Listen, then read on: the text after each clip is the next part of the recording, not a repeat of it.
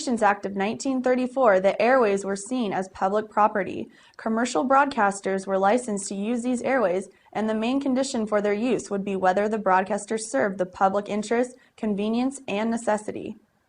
This is like us having the privilege of a driver's license. If you and I go crashing into cars, causing a hazard to the public, we get our license revoked. This was similar to the principles of the 1934 Communications Act. Then, in the 1980s, during the Reagan administration, Mark Fowler was appointed new FCC chairman, and he had a few different ideas on the role of media. Mark Fowler said, quote, "It's time to move away from thinking of broadcasters as trustees and time to treat them in a way that almost everyone else in society does, that is, as a business. The perception of broadcasters as community trustees should be replaced by a view of broadcasters as marketplace participants." Fowler was able to persuade Congress to loosen the reins on communication laws. So what laws were changed? Well, here are a few. Guidelines for minimal amounts of non-entertainment programming were abolished. FCC guidelines on how much advertising could be carried per hour were eliminated. And most importantly, the Fairness Doctrine was eliminated, which required that media made every reasonable attempt to cover contrasting points of view.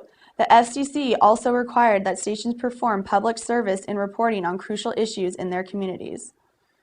Wow, all these changes happened within 7 years? Unfortunately, it didn't stop there. When Bill Clinton signed the Telecommunications Act of 1996, all original principles the FCC had put in place with the Communications Act of 1934 became null and void. This new act allowed for corporate consolidation of our media. So what is corporate consolidation? It's a media of the league, a media of the league. All media is controlled by pure corporations, thanks to being regulated by the FCC. Disney Fox renting out the good old TV. They own networks from CBS to CNBC. Give them to say whatever they please and put down the opinions of anyone who disagrees.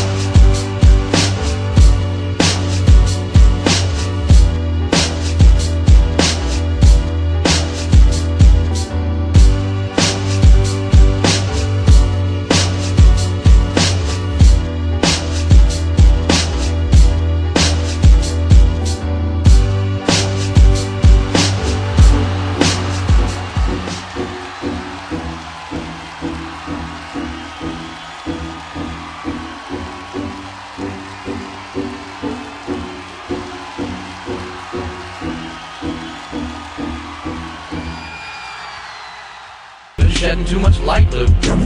You're making them want to do right, Lou. They're getting self-esteem, Lou. These girls are trying to be queens, Lou. They're trying to graduate from school, Lou. They're starting to think that smart is cool, Lou. They're trying to get up out the hood, Lou. I'll tell you what you should do.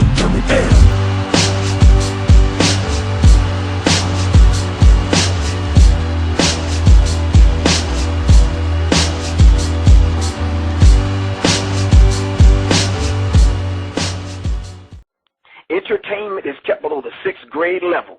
When you start hearing songs like Laffy Taffy and these kind of songs would hit your lower chakras and vibrate that negative energy, activating your pituitary gland, releasing those hormones. Now you got grown-ass men making songs for 12 and 13-year-olds. Jeez, bro. I.e. Jay-Z. You understand what I'm saying? So the public is kept busy working, and the result is no time to think. And that's exactly what they produced. And they wrote about it inside of a book called the Tavistock Institute of Human Relations, Shaping the Moral, Spiritual, Cultural, Political, and Economic Decline of the United States by John Coleman. Now, John Coleman is the gentleman that wrote the Committee 300. And the Committee 300 is that organ that decide what the trends are going to be in the black community.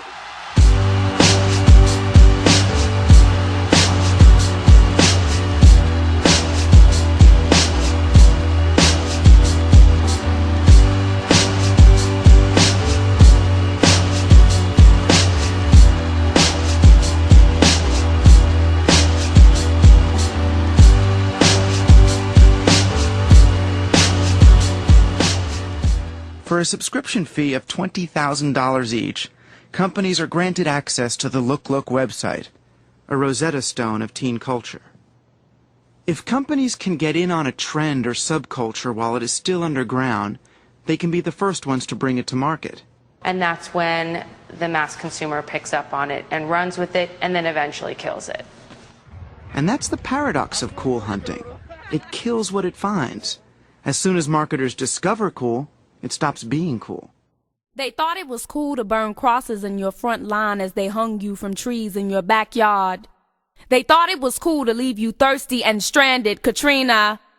He thought it was cool to carry a gun in his classroom and open fire, Virginia Tech Columbine, stop the violence. They thought it was cool to tear down the projects and put up $1 million condos, gentrification. They think it's cool to stand on the block hiding product in their socks, making quick dime bag dollars. They think it's cool to ride down on you in blue and white and unmarked cars, busting you upside your head. Freeze. 'Cause the problem is we think it's cool too. Check your ingredients before you open.